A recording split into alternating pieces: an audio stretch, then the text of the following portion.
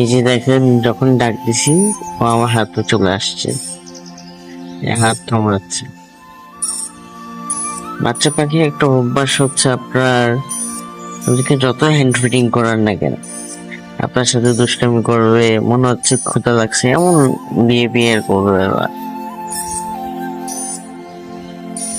এই যে দেখেন কি করতেছে, আরে আস্তে আস্তে, না হাত বেশি জোরেও কামড় দেয় না, আবার আস্তেও দেয় না, ভালোই লাগে।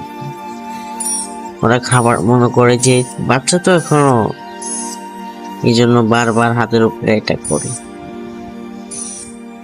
আস্তে আস্তে বড় হতে হতে আস্তে আস্তে ঠিক হয়ে যাবে, তখন বুঝতে পারবে যে না, এটা খাবার না,